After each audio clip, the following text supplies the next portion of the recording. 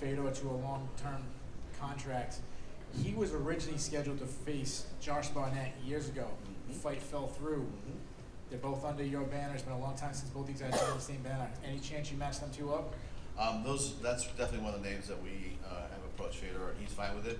That'll be a timing issue. I'm not sure if that's going to be the very first fight, but I think we have a great roster that he can fight. And to me, I think of Rampage Jackson versus Fedor. I think of Josh Barnett. There's a couple other fighters out there that just come to my mind, but it's a multi-fight deal, multi-year, and then this is going to be his retirement tour, and I think that we'd like to take him to a lot of countries and cities that maybe haven't seen him in a long time, or have never seen him, and it's going to be fun when we roll this thing out. And my very last question is for Patrick. Congratulations on the win. Very impressive debut. A lot of us believe that Juan Archuleta has earned the title shot, incredible knockout, but you just submitted a guy in a minute that went a split decision with him. Do you think there's any argument for you to get the title shot over him? No, I think he's earned his title shot. He's had a lot of fights in Bellator. I'm still building and growing myself, so I seen that, right before I walked out, I figured he got his title shot, and Dantas got knocked out cold, so I was looking at, next big name after I took out Ricky, and I'm looking at, I want to match up with Gallagher if he pulls through next weekend. Question for Dylan. You and John Kavanagh seem to be really gelling together, but with him based in Ireland and you based in New York, do you think that you're spending enough time together to get the most out of that relationship? I think so. I mean, we stay in contact almost every day. Me and Connor stay in contact almost every day. Fighting is not just all physical; it's a lot of mental. So those guys have both, and I can learn anything, even over text messages. When I was doing sparring for this fight, I would send it to them almost every day. They would give me a list of feedback on what I was doing. So, when you want something, there's a way to do it. So when there's a will, there's a way. And finally, for Patrick, you mentioned you wanted James Gallagher next. If you don't get that fight, is the featherweight tournament something you'd be interested in throwing your hat to the ring for? No, I'm interested in staying at bantamweight, to be honest with you. I make the weight pretty easy, and I'm trying to climb to the top of the division myself. Cheers, thank you.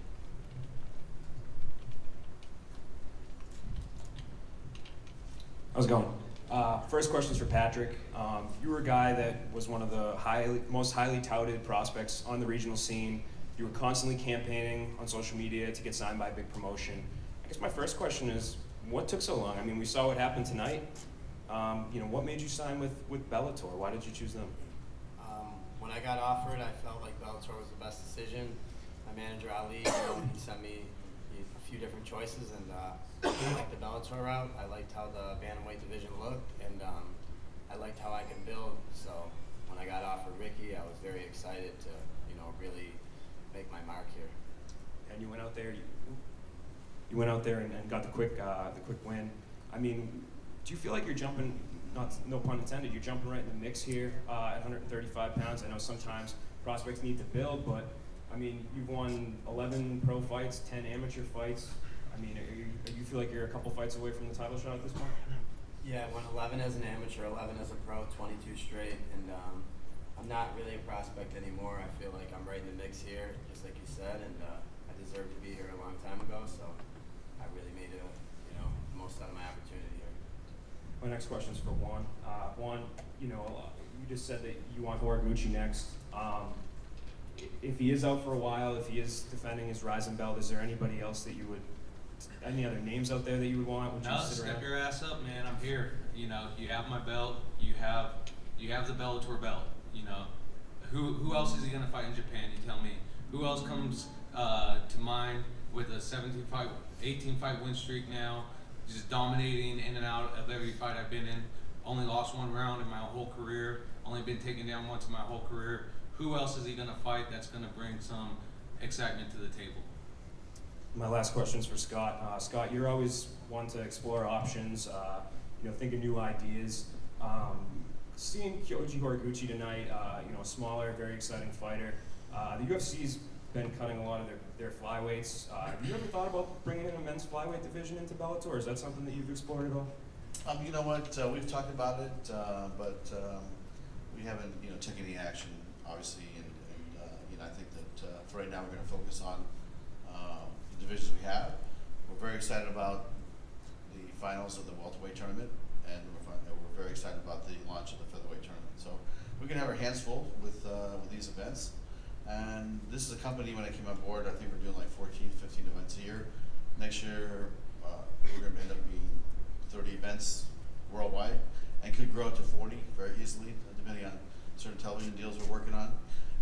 Again, this is a company that's owned by Viacom, which has networks all over the world, and is a media company all over the world. So, we have a lot of requests to come to different territories, start doing big fights like we're doing here. So we're gonna have our hands full, and if at some point, we felt like it was something we wanted to do, we'd really think it through, because I don't want to be jumping in and out of different weight classes. And if we're gonna do it, we're gonna do it right.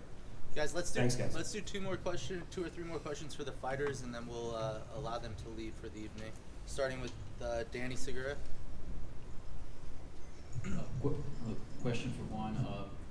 Where would you rank this win in your career? You have several wins, but obviously you're a winner or a former world champion. Is this the best win in your career? Yeah, I said it before. This was the biggest fight of my life. 2-time champion. Never fought anyone that had those type of accolades for Bellator before. And how much would you attribute your recent success with training with someone like TJ Dillashaw, championship caliber? TJ Cub, Joe Daddy Stevenson, Tiki Gosen, Paul Herrera, and everyone else I trained with, they've helped me grow tremendously, and you've seen it in just my Bellator fights alone. We're title ready. They've been helping me out my whole careers since the beginning. I've taken their advice, I applied it to my career, and look where it's got me right now. And a question for Dylan Dennis. Dylan, you survived the Drake curse. How does that feel? Yeah, and I was a little worried about it before, and you asked me, I was like, oh shit, you keep reminding me, but no, like I said, man, there's no fucking such thing as curses and all that.